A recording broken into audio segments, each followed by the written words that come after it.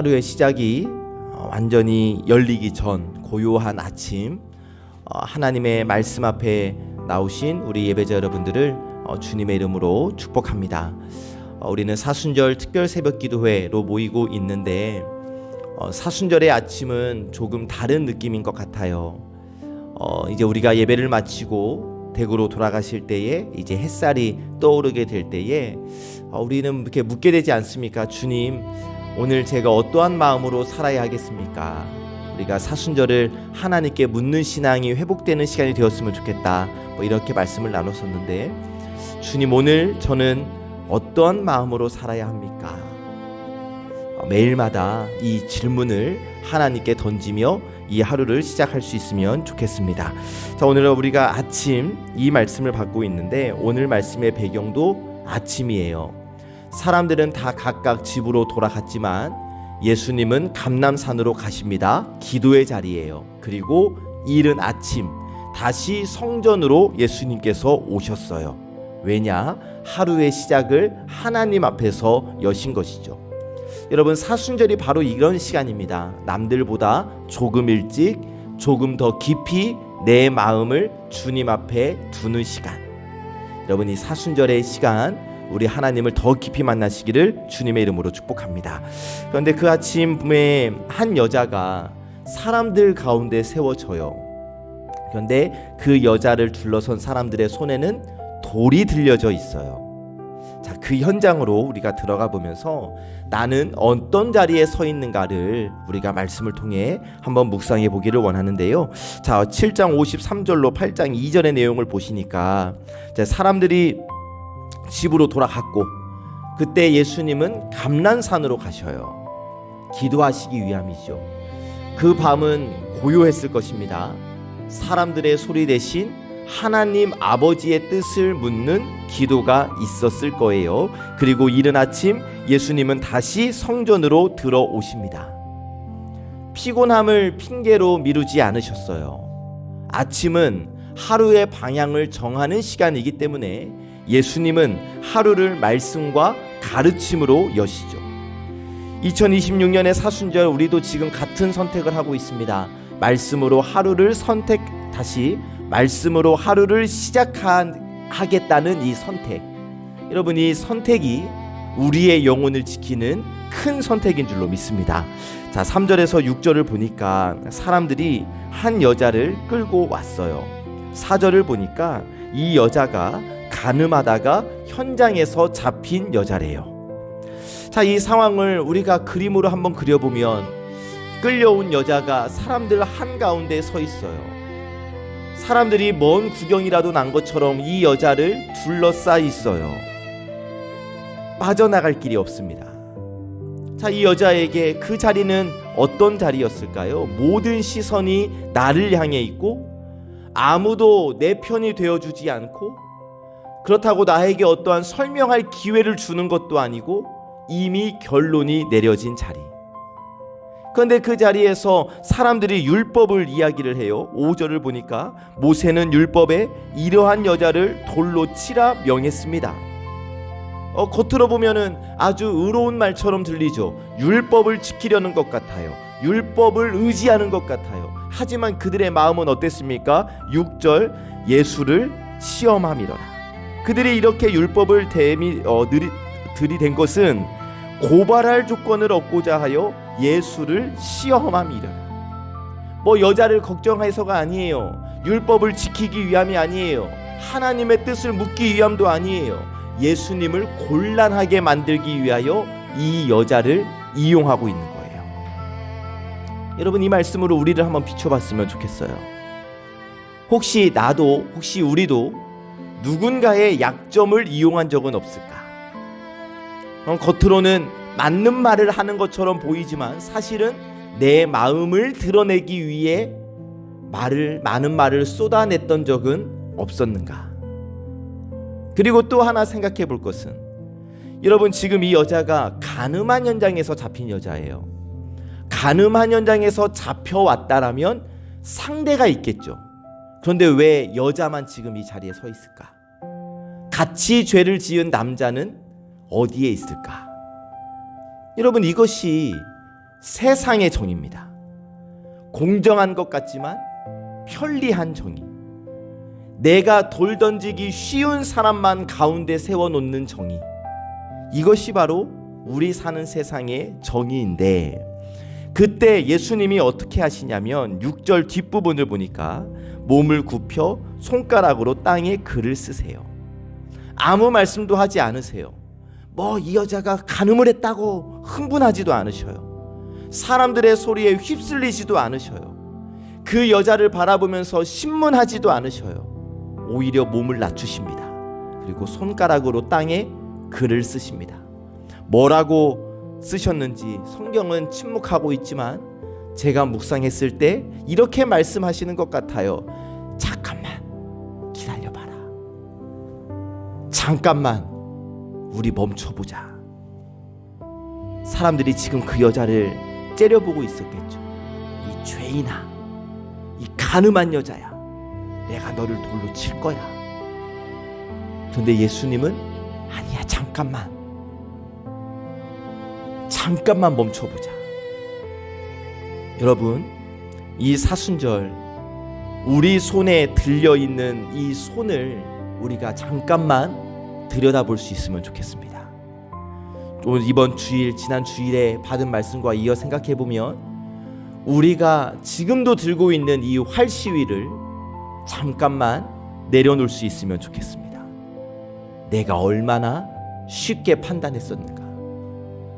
아직도 왜 내 손에는 활이 들려져 있는가? 7절에서 8절을 보니까 예수님이 몸을 굽혀 땅에 무엇인가를 쓰실 때 이상한 침묵이 흐릅니다.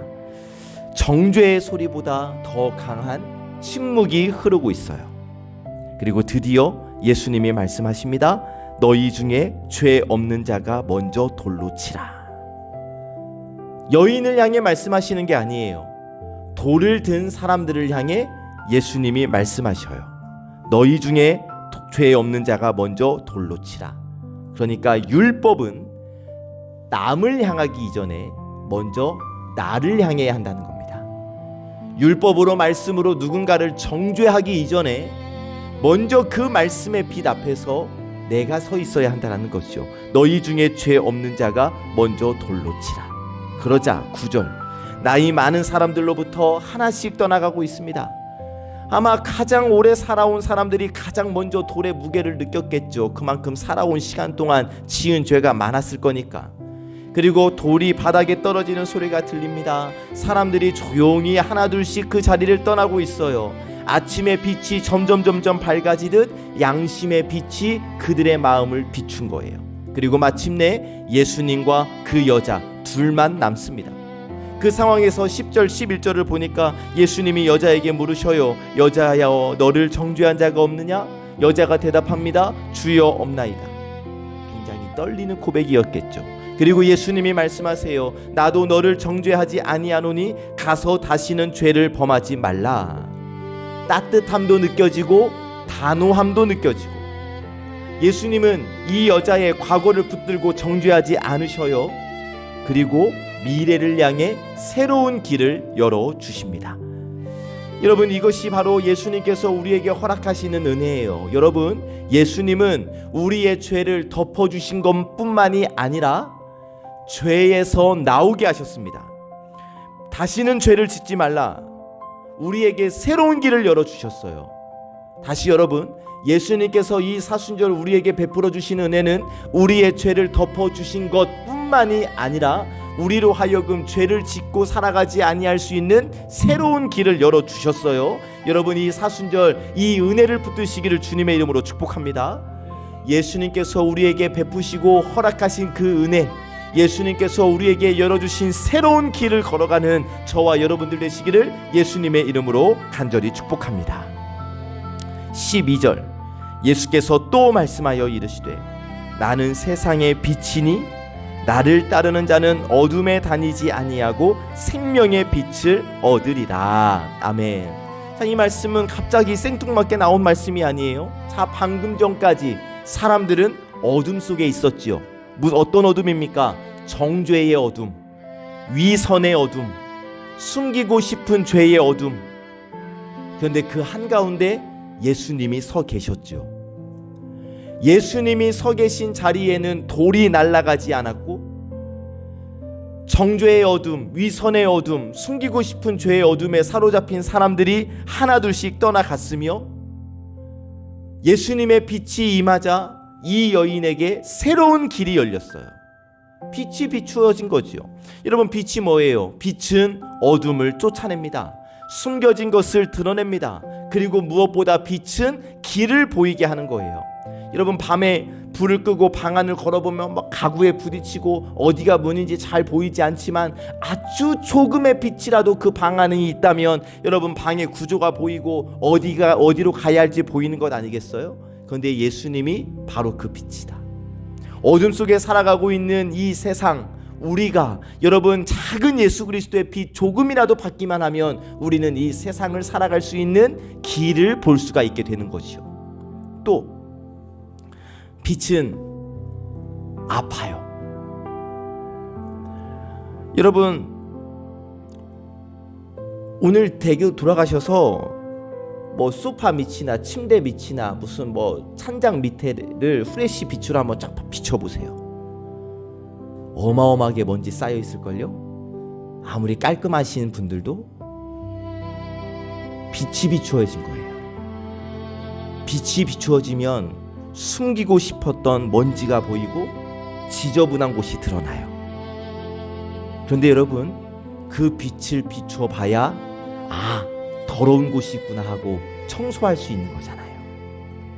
빛은 아프지만 우리를 망하게 하려고 우리에게 비추어지는 것이 아니라 우리를 깨끗게 하기 위하여, 우리를 살리기 위하여 빛이 우리에게 비추어지는 겁니다. 그리고 사순절이 바로 이 빛을 바라보는 절기.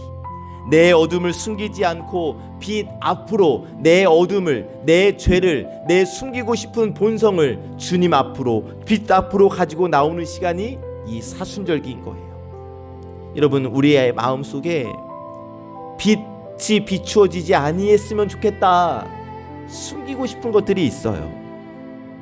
미움, 판단, 교만, 오래된 상처.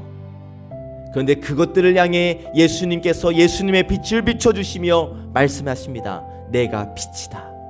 나를 따라와라. 그러면 새로운 길이 열린다.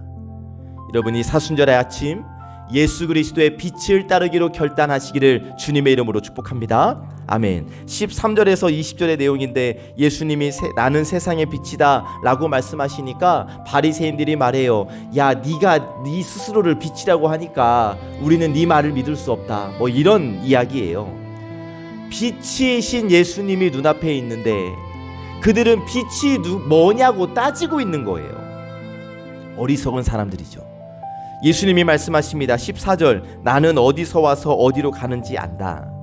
예수님은 하나님께로부터 오셨고 십자가를 향해 가고 계셨습니다. 예수님이 이것을 너무나 잘 알고 계셨어요. 하지만 사람들은 어떻게 했어요? 겉으로 보고 판단했어요. 마음이 닫혀 있으니 빛이 앞에 있어도 그 빛을 볼 수 없었던 거예요. 여러분, 우리도 마찬가지예요. 내 마음을 열지 않으면 빛이신 예수님을 받아들일 수 없습니다.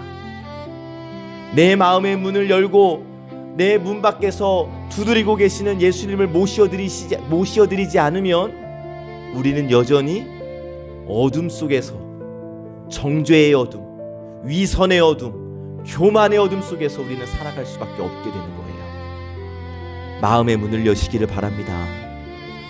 예수님을 내 마음 가운데 모시어드려서 빛이신 예수님과 더불어 먹고 더불어 사는 우리 존귀한 예배자들 되시기를 예수 그리스도의 이름으로 간절히 축복합니다. 아멘. 말씀을 정리해보면 이 아침은 새로운 시작을 의미해요. 오늘 말씀도 아침에 일어난 사건이고 오늘 우리는 이 아침 이 말씀을 받았습니다. 자, 이 아침 우리의 마음을 천천히 한번 돌아봅시다. 여러분, 아직도 혹시 우리 마음에, 우리의 손에 돌이 들려져 있지는 않은가? 활을 아직도 당기고 있지 않은가?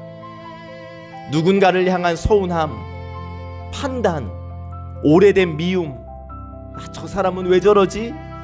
그런데 여러분, 이 돌을, 이 활을 내려놓을 것을 하나님은 계속 반복해서 우리에게 말씀해 주십니다.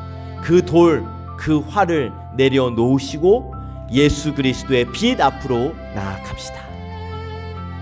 예수님이 오늘 우리에게 말씀하세요. 나도 너를 정죄하지 아니하노니. 지금까지 오늘까지 우리가 돌을 들고 버티고 있었다 할지라도 예수님은 우리를 정죄하지 않으시고 우리를 책망하지 않으시고 그저 그 돌을 내려놓고 빛이신 예수님 앞으로 나오라고 말씀하십니다. 이 은혜를 붙들고 하루를 시작했으면 좋겠습니다. 그리고 두 번째 음성이었어요. 가서 다시는 죄를 범하지 말라. 빛을 받았으면 그 빛을 받은 사람답게 살라는 것이요. 여러분, 예수 그리스도의 빛을 받았으니 예수 그리스도의 빛을 발하는 삶을 사시기를 주님의 이름으로 축복합니다. 오늘 하루 빛 안에서 시작하고 빛을 따라 사는 우리 존귀한 예배자들 되시기를, 오늘 하루도 우리의 걸음 위에 예수 그리스도의 빛이 비추어지고 그 빛으로 말미암아 저와 여러분들이 새로워지게 되기를 참 좋으신 예수 그리스도의 이름으로 간절히 축복합니다. 아멘. 기도하겠습니다. 빛 되신 주님, 이 사순절 아침 저희를 말씀 앞으로 불러주시니 고맙고 감사합니다. 정죄의 자리에서 은혜의 자리로 옮겨주시고 어둠에서 빛으로 나오게 하시는 주님의 사랑을 찬양합니다. 하나님, 저희는 돌을 들고 있었던 사람들입니다. 쉽게 판단했고 쉽게 말했고 내 의를 붙들고 서 있었던 연약한 존재입니다. 그러나 내가 너를 정죄하지 아니한다 말씀하신 그 주님의 음성이 오늘 저희의 영혼을 다시 살려주셨음을 믿습니다. 주님이 다시 살려주셨으니 우리의 손에서 돌을 내려놓기를 원합니다. 마음 깊은 곳에 남아있는 미움과 비교와 상처를 내려놓게 하시고 빛 되신 주님 앞에 정직하게 서게 하옵소서. 그리고 다시는 죄를 범하지 말라 하신 그 말씀을 붙들고 오늘 하루를 새롭게 시작하게 하여 주옵소서. 하나님, 육신의 아픔이 있는 우리 환우들을 위해 기도합니다. 몸의 통증과 두려움 속에 있는 이들에게 빛 되신 주님께서 찾아가 주시옵소서.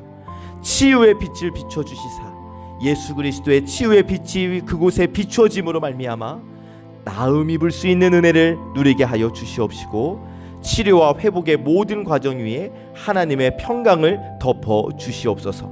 하나님, 사순절 특별 새벽 기도의 자리에 나와 어둠이 걷히기 전 먼저 주님을 찾은 우리 예배자들을 축복하며 기도합니다. 잠을 이기고 피곤함을 이기고 주님 앞에 나와 예배하는 이 걸음을 기뻐 받아 주시옵소서. 이들의 가정과 일터와 삶의 모든 자리 위에 하나님의 은혜를 예수 그리스도의 빛을 비추어 주시옵시고 기도의 씨앗이 반드시 열매 맺게 하여 주실 줄 믿습니다. 오늘 하루도 우리 예배자들과 송암의 모든 권속들을 인도하여 주시사 빛을 따라 걷게 하시고 빛을 닮아가게 하시며 빛을 비추는 삶으로 살게 하여 주시옵소서. 오늘은 수요 예배로 모이겠사오니 아버지 하나님, 오늘 수요 예배 자리에서도 크신 은혜를 내려 주시옵소서. 모든 말씀 우리 구주 예수 그리스도의 이름으로 간절히 기도하옵나이다. 아멘.